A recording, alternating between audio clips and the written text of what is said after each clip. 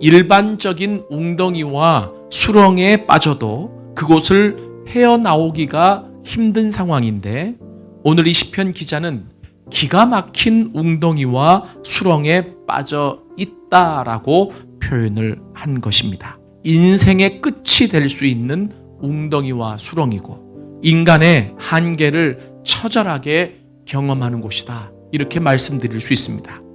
오늘 이 시편 기자는 기가 막힌 웅덩이와 수렁에 빠졌는데 그가 한 행동은 기다리고 기다렸더니라고 기록하고 있습니다. 이것은 간절한 기다림을 의미합니다. 그리고 응답이 올 때까지 포기하지 않고 기다렸다는 것을 표현한 글입니다. 신앙의 가장 기본적인 태도가 기다리는 것.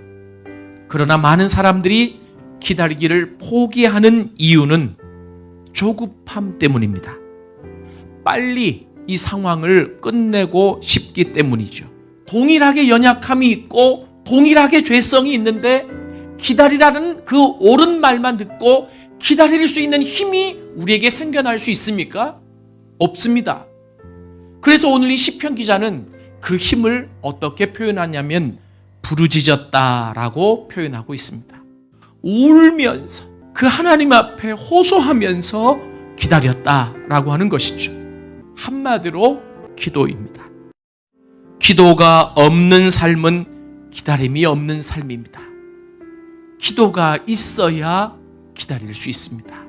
기가 막힌 웅덩이와 수렁에 빠져서 울부짖으며 기도하고 기다릴 때 외적인 변화와 상황적인 변화, 그리고 이 세상의 변화는 즉시 일어나지 않을 수 있습니다. 그러나 내 내면에서부터 변화가 일어나기 시작합니다. 그분이 살아계시기 때문에 그 하나님은 나에게 찾아오십니다. 그리고 그 속에서 구해주실 하나님의 때까지 인내할 수 있는 힘을 우리 내면에 주십니다. 이것이 변화입니다.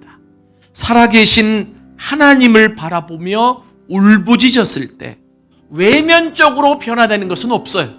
세상이 바뀐 것도 아니에요. 상황이 변화된 것도 아닙니다. 그렇게 울부짖으며 기도했더니 하나님이 내 내면을 바꿔주신 거죠.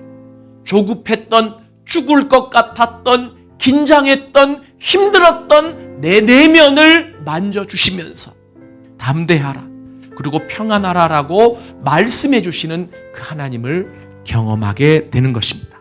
여러분, 이와 비슷한 이야기가 여호수아 6장에 나옵니다.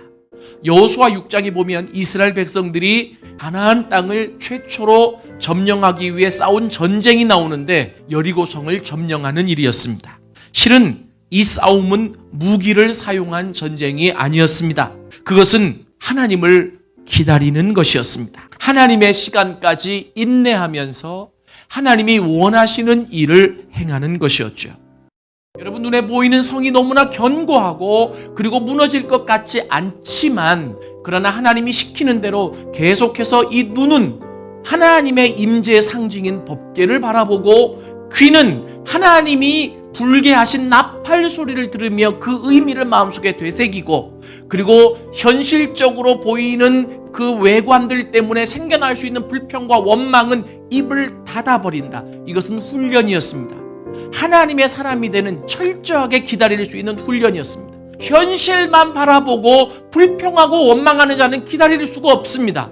세상 소리 들어서는 전혀 기가 막힌 웅덩이와 그 수렁에서 빠져나올 수가 없습니다. 그래서 입은 닫으라고 하는 거예요. 그리고 눈은 계속해서 하나님을 목도해야 하고, 그리고 귀는 하나님의 소리만 들어야 해요.